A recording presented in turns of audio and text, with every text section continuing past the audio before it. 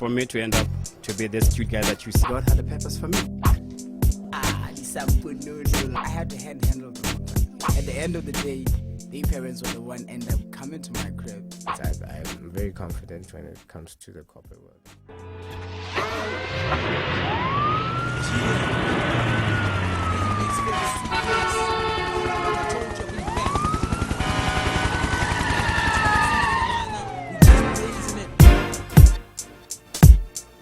On this brand new episode of The U-Turn today, welcome once again. As always, we bring it to you fresh and interesting and innovative. And today we are talking about albinism. Now, it's a condition that is misconstrued and has a lot of misconceptions around it, a lot of myths.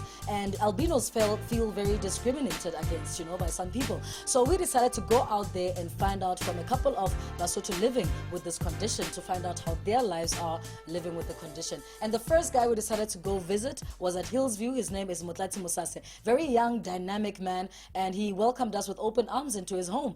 And this is what happened.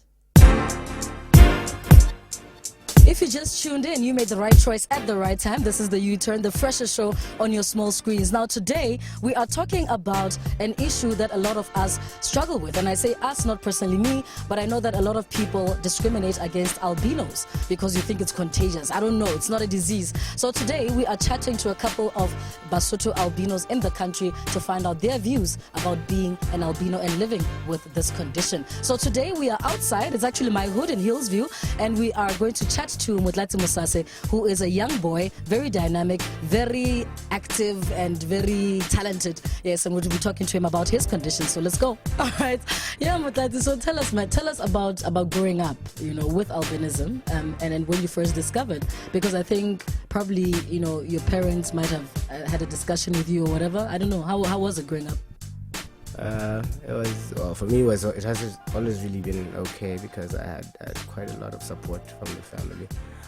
But there would be those times where you go to school and people actually make you feel bad about it. Yeah.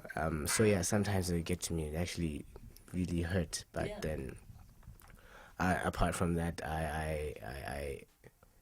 I think I'm over that now. Like as the years went by, I became used to it, and I was like, nah, whatever goes. Yeah. And I know a lot of people. You're also known for your AKA as Yellow Man. I mean, those kind of terms, though. Bo Yellow Man, bo Lekgowa.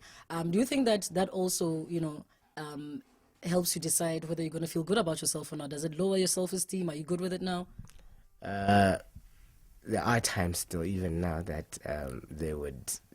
People say it in a rude way, maybe like house like, shit like that. Sorry. It's a family show. Yeah, they get to you, I hate it, especially when somebody will go bushy or I just don't like it. Derogatory terms. Yeah, it is, but people call me yellow man, white man. I really don't mind it. Sometimes, depending on people, the people I know, they're friends of mine who'd be like, and I really don't mind, not at all. But there are times when, yeah. And how was getting into relationships? Did you find that easy, or how was it like intimate relationships? I think they adored me most of the time. Yeah. However, I think I remember. Yeah, there would be say certain girls I'd try to get with, and maybe it would be a problem because they're afraid of, what people are gonna say that they're dating an albino. Yeah, I've come across situations like that. But I'm married now. I know you're married actually. Any kids yet? Yeah, I have a little girl. She's at school now. My wife's great. She's always loved me and she's always shown me support, and so. If it happened that one of your children was also born with albinism, how would you I don't know, let them boost their self-esteem basically growing up? What would you say to them? I think they'd actually be spoiled rotten because I think they'd cope with it. But I'm sure it would. No, it really wouldn't be a problem because like I say, I never had that much of a problem, you know. Yeah, so it would be cool. I think I'd actually like it if it were possible. Yeah. Okay. And what about your moms though? When you were growing up, was there a time where obviously maybe you'd come home from school feeling all depressing that teasing me? What would she say to you? How would she encourage you? She'd be just like, baby, we love you just the way you are, you know. Never mind what other people say. Just know that you have a family that is always there for you, and yeah. So. And what about in the professional scene, the corporate world? We all know that most of the time it's about how you look, you know. Just from the onset, like a couple of seconds of you appearing, people have already judged you. Have you found that to be easy to get into the corporate world? No, not really, because like I said, my family has instilled a lot of confidence in me, self-confidence. I'm very confident when it comes to the corporate world. I am not afraid to go anywhere because I think sometimes I see it, like maybe I walk in an office and they'll be like, wow, they weren't expecting to see an opener. Like, okay, well, hi, but you know, and sometimes I get away with it because they end up, you know. Yeah. Thinking, oh, cool. Okay.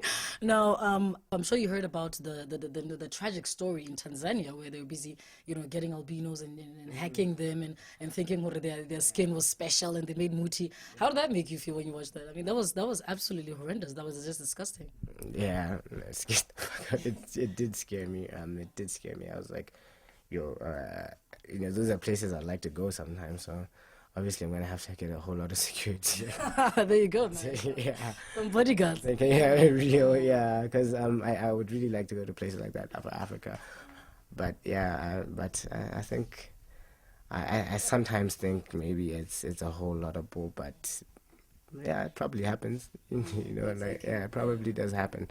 I'm sure it does happen, but I don't like to think of it happening to me. I don't think it will. No. Okay, nice one. That was Motlatsi Mosaase right here in Hillsview. We came to his house. We just invaded the place. And now you've heard what he has to say. So people, just because you're different, and it makes you special to be different, doesn't it? If you stand out in a crowd, hey, that's all I'm saying. All right, of course, this is the U-Turn, and of course, we keep it unplugged, uncensored, and definitely unscripted.